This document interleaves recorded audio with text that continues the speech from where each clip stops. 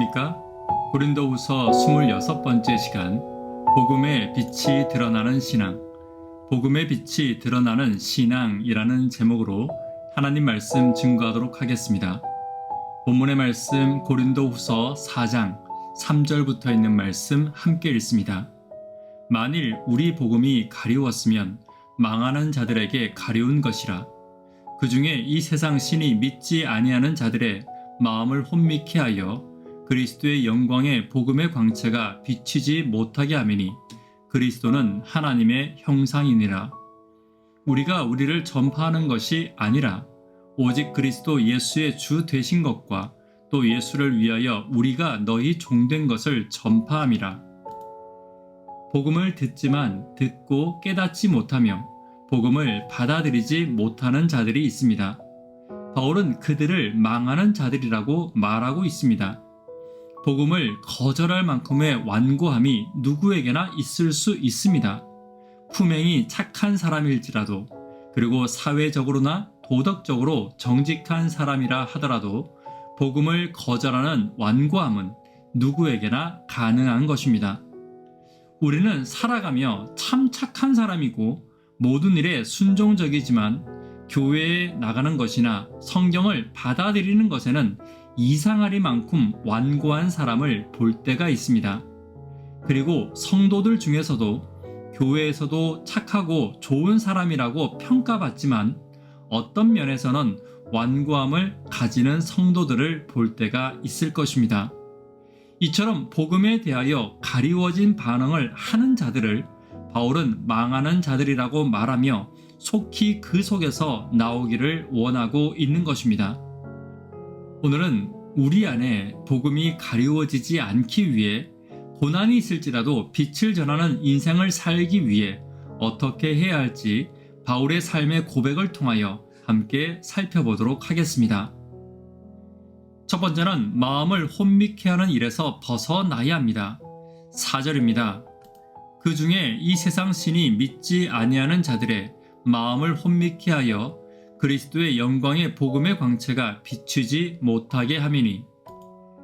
4절에 나오는 세상의 신은 사단을 말합니다. 사단이 하는 일은 마음을 혼미케 하여 성도들이 복음을 받아들이지 못하도록 하는 일입니다.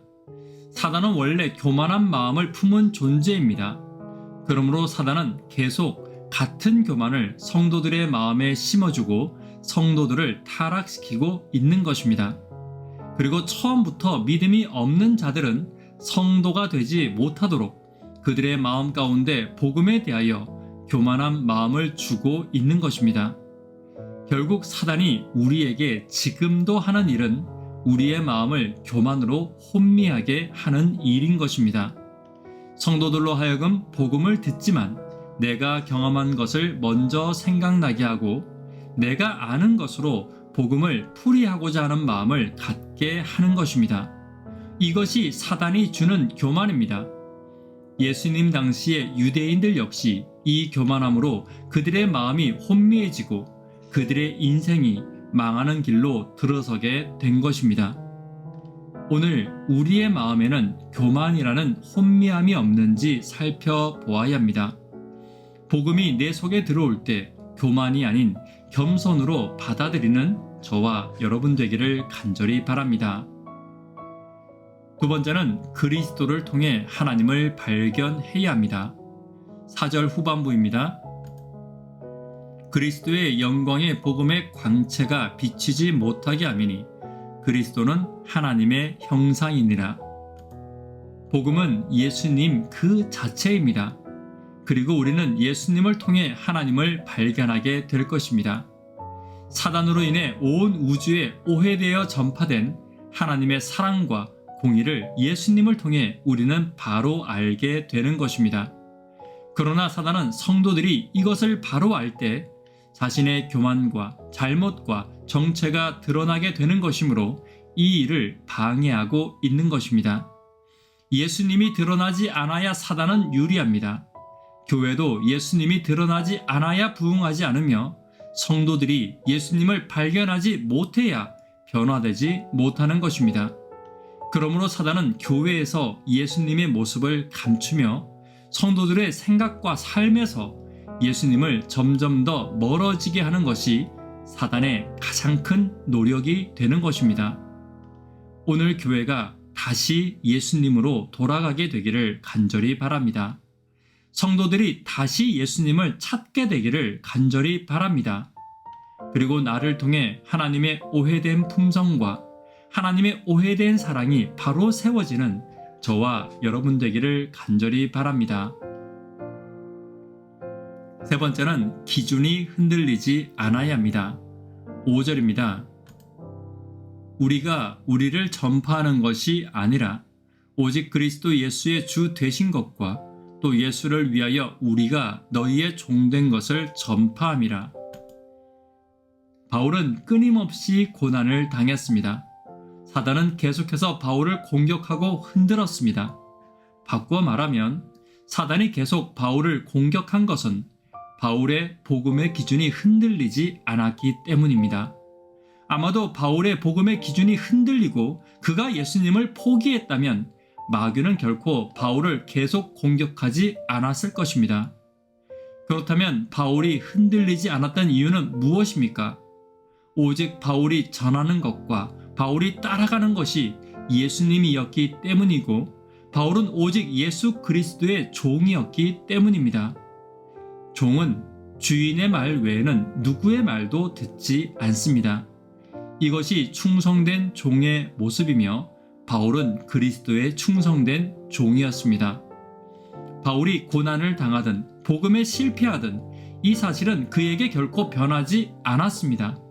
그러므로 바울이 실패하든 고난을 당하든 그가 그리스도의 종으로 남아 있다면 바울을 책임지시고 바울을 지키시는 분은 오직 예수님이 되는 것입니다. 우리도 마찬가지입니다. 내 인생에 고난이 올 때가 있습니다. 그리고 내 신앙에 핍박이 올 때가 있을 것입니다. 그러나 내가 그리스도의 종의 자리에서 떠나지 않는다면 나의 주인 되시는 예수님께서 나를 지키고 인도하시고 책임지심도 떠나지 않는 것입니다. 오늘 나의 삶의 주인 되시는 예수님의 기준이 흔들리지 않는 저와 여러분 되기를 간절히 바랍니다. 말씀에 결론 맺도록 하겠습니다. 고난이 있을지라도 복음의 빛을 전하는 인생은 어떤 인생입니까? 첫 번째, 마음을 혼미케 하는 교만함에서 벗어나야 합니다. 나를 통해 그리스도를 통해 하나님을 발견할 수 있어야 합니다. 기준이 흔들리지 않는 신앙임을 기억하는 저와 여러분 되기를 간절히 바랍니다. 기도 제목 함께 나누도록 하겠습니다. 구도자분들을 위해 기도 부탁드립니다. 청년, 학생, 어린이를 위해 기도 부탁드립니다. 학생 해외 봉사대를 위해 기도 부탁드립니다. 고난이 있으나 복음의 빛을 전하는 신앙은 겸손한 신앙이며 그리스도를 반사하는 신앙이며 기준이 흔들리지 않는 신앙임을 기억하시며 함께 기도 부탁드립니다. 이 시간 개인적으로 기도하도록 하겠습니다. 감사합니다.